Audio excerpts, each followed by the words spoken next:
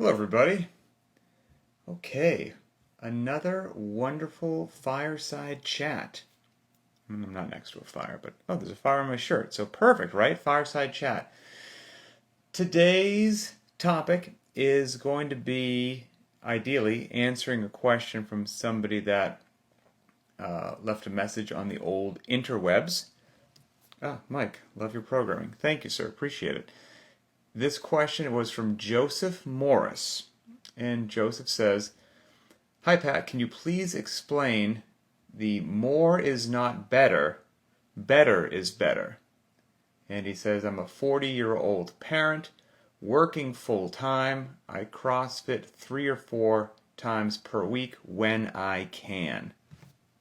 I mean, what a great pitch over the middle of the plate. Happy to answer it for you, Joseph. So again, can you explain more is not better, better is better? 40-year-old working parent trying to do CrossFit a few times a week. Yes, okay. So much potential for distraction on this. So I wrote myself down some notes to hopefully keep myself somewhat on track. So let's get into the more is not better, better is better. Now, I'll try to be concise, but no promises.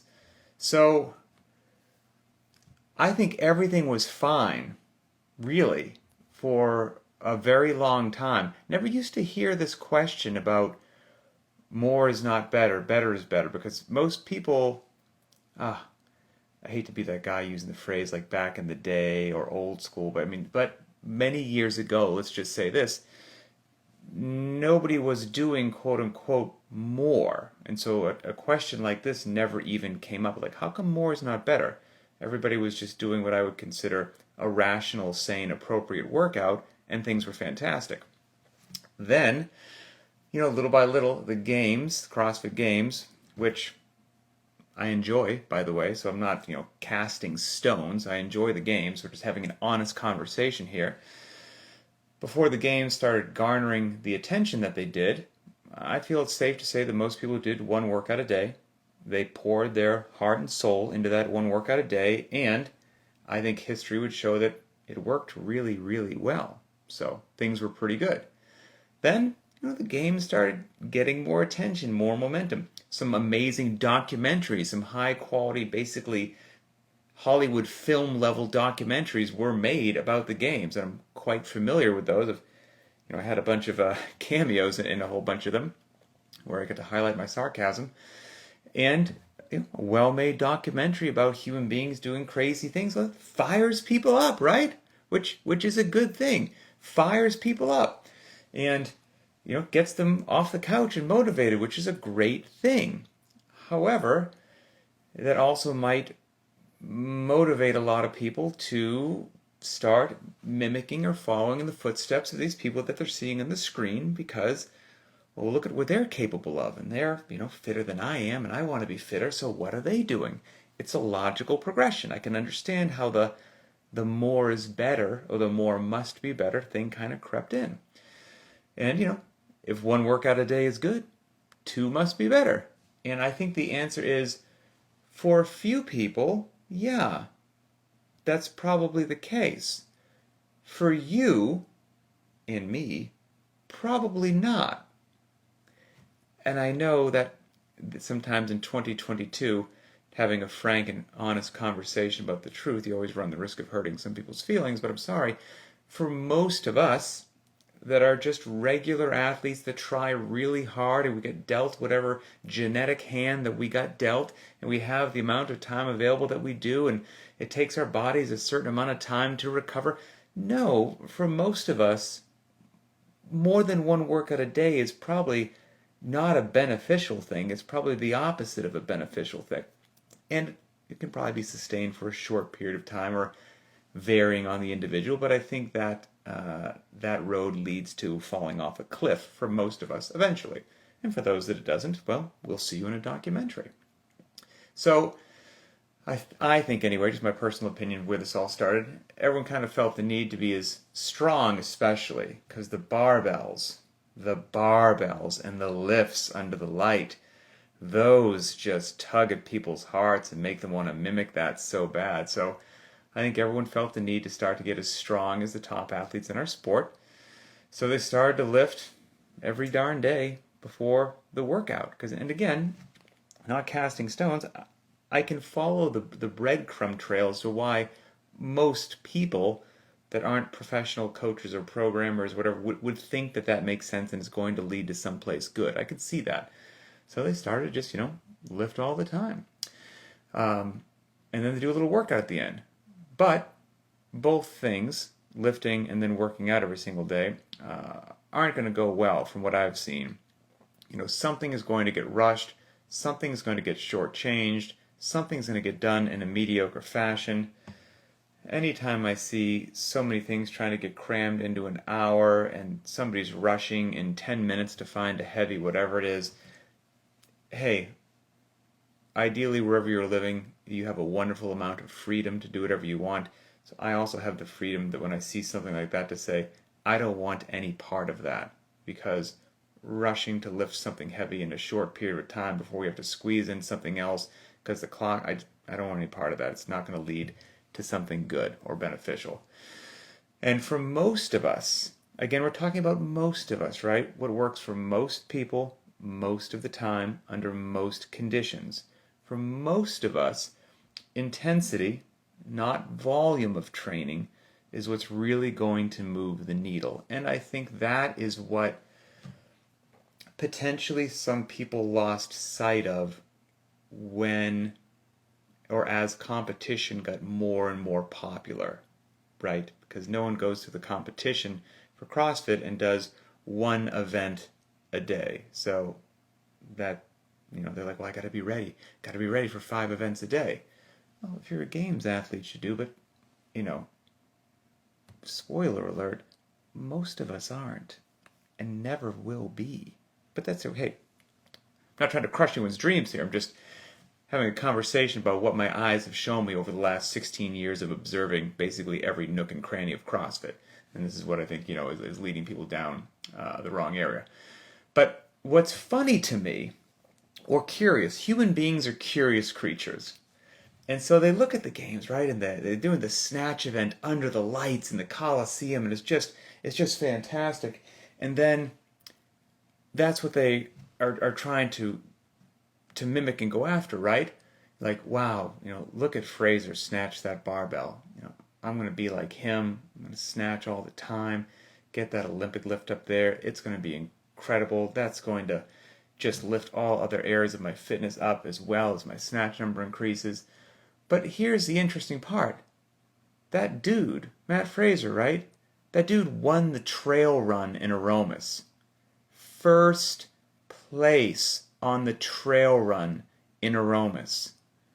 A horrifically long time domain with not a barbell in sight, with your legs burning with lactic acid and your lungs feeling like they're full of kerosene, and somebody just struck a match in holding that level of miserable running intensity up and down hills for a horrifically long period of time.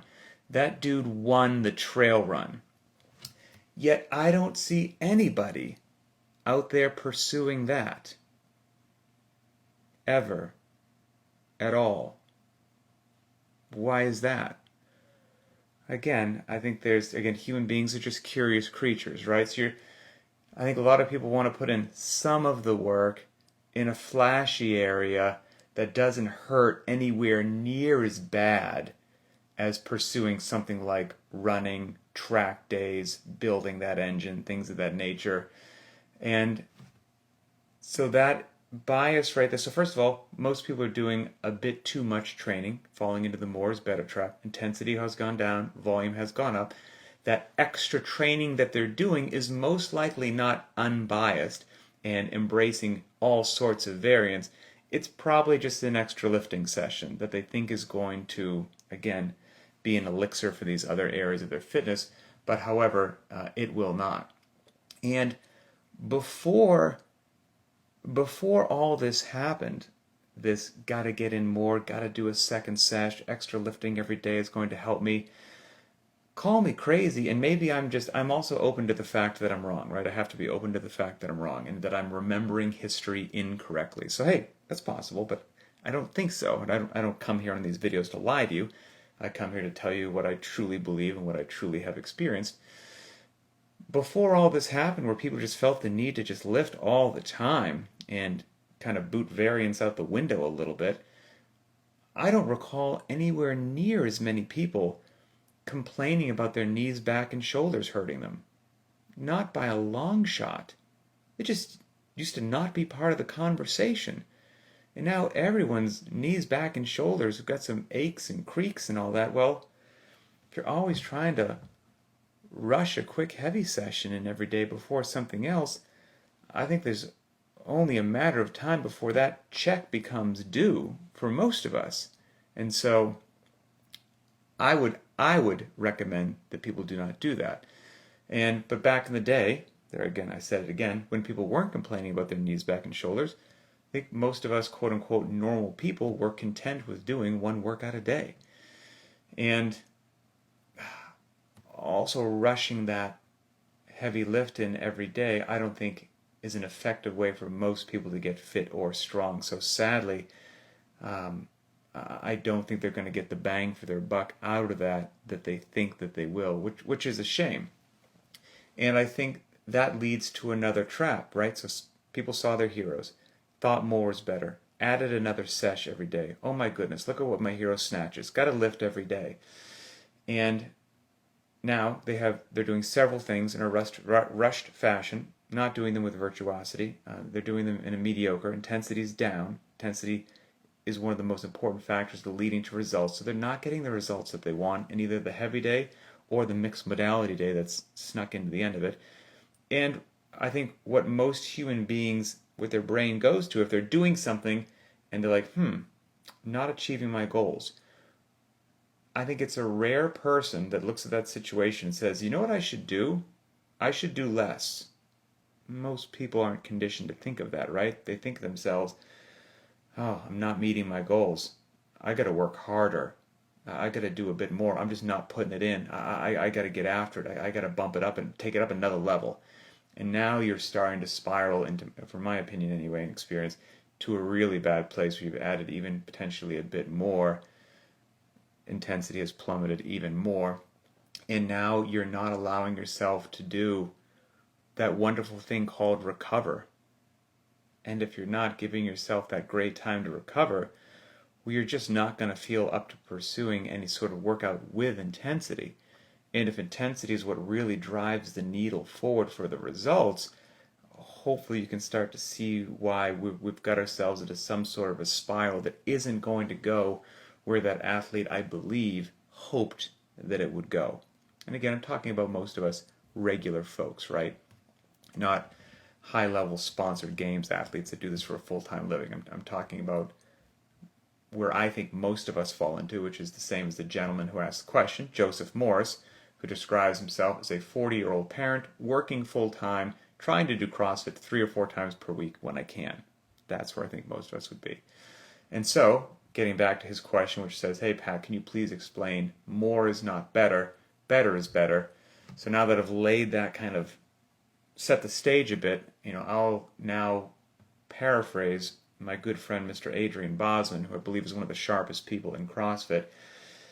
And he articulates it far better than I do, but he kind of sees CrossFit, and I would agree with him 100%, that the goal for most of us doing CrossFit is to find the minimum dose of working out that you can do each day that yields the maximum amount of fitness. That is the goal. To find the smallest amount of work that you have to do in the gym, that amazingly small amount of work, all things considered, gives you tremendous breadth and depth of capacity. That is beautiful, classic, effective CrossFit. That's what we're going for. That is better is better. That is the opposite of more is better. That is a minimalistic approach. And that is what we want to do. That's what we try to do every day at Linchpin. And that is why, in my opinion, and experience, doing that beautiful kind of old school minimalistic approach of CrossFit, of doing something doing one thing, doing it really well every day, gives you tremendous fitness, but doesn't beat you up, doesn't overtrain you, and actually allows you to recover and feel well the next day so that you can do it again. And then you don't walk around talking about how your knees, back, and shoulders don't feel good. So that's what we're going for.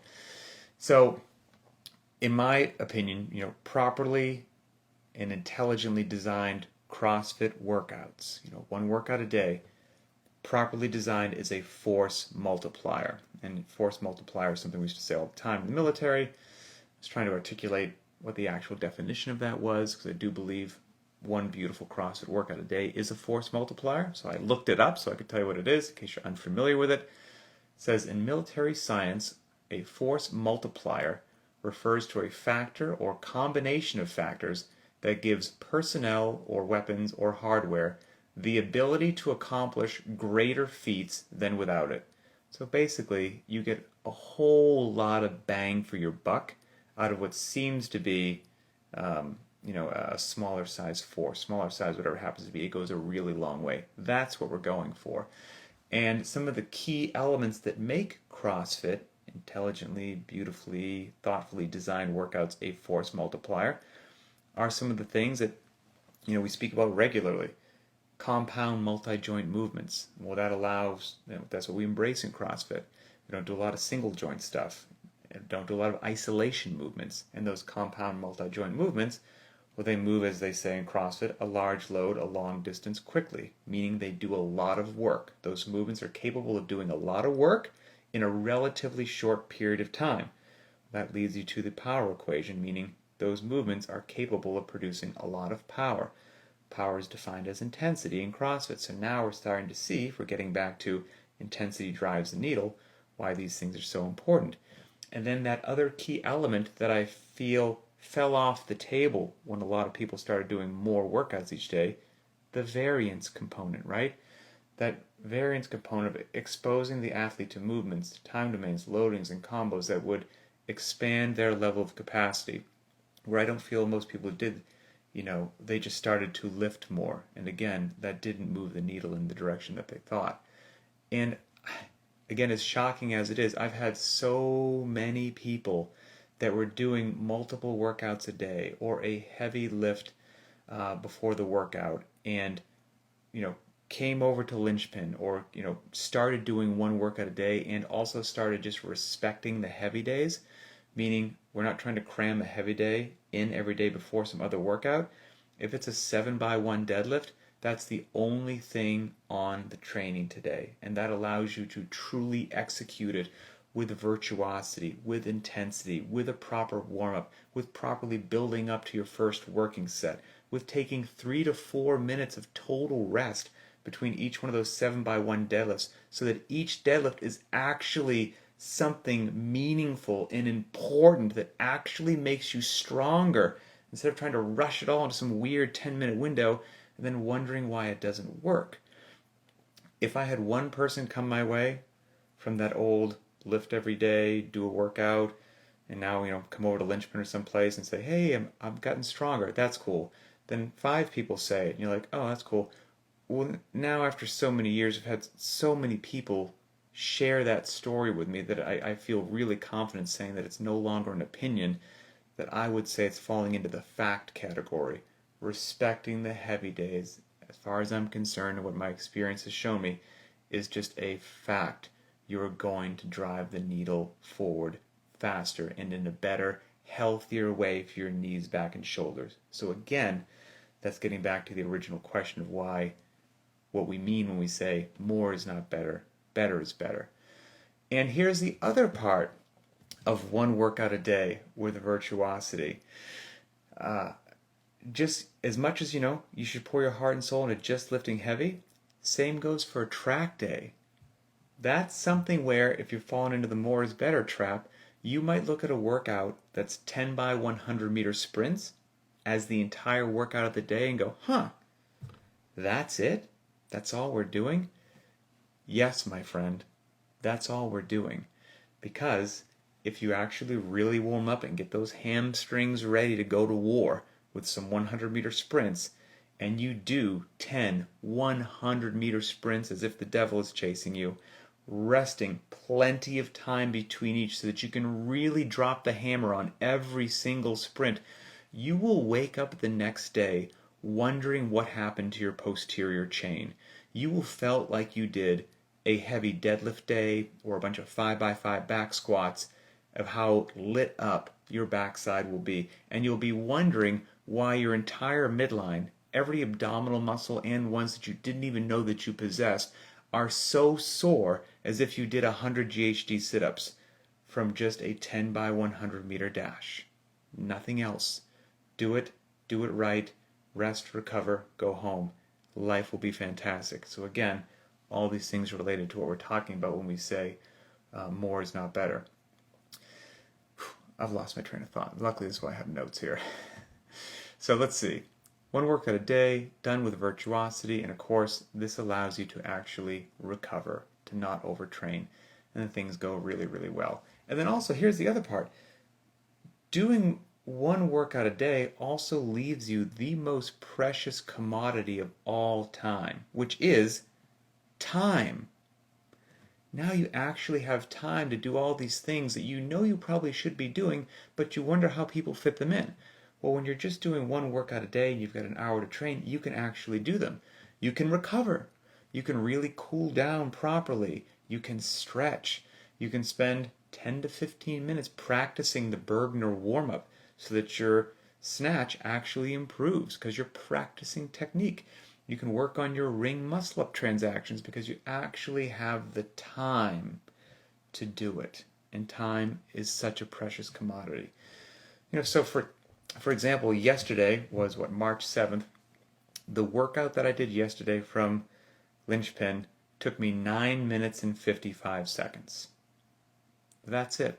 Warming up probably took me 10 to 15, and then the warm-up took me 9 minutes and 55 seconds. Period. End of story. That's all I did. And I had the time after that to fully recover, to cool down, to stretch. Yesterday was run. It was basically like a heavy day to high heart rate is what we call it. And I scaled it. And the prescribed workout was 400-meter run, 15 back squats at 225 pounds for men, 155 for women, 400-meter run, 12 back squats, 400-meter run, 9 back squats. And I've done that workout before, and I've done it at the 225 loading. And I just warmed up yesterday, listening to my body during the warm-up. And during the warm-up, walking into the gym, I was like, yeah, 225 is going to happen. During the warm-up, I was like, you know what? The wild card option, 185, is going to be just fine for me today. Did the workout at 185, took me 9:55. Cool down, stretch. Today, I feel great. I feel fantastic. I'm not walking around sore. I'm not walking around beat up. Got in a great workout, and now today's workout, I'm going to be able to get after it because I didn't overdo it yesterday, and that allows you to train for years and decades. So we're kind of into the long-term view as well.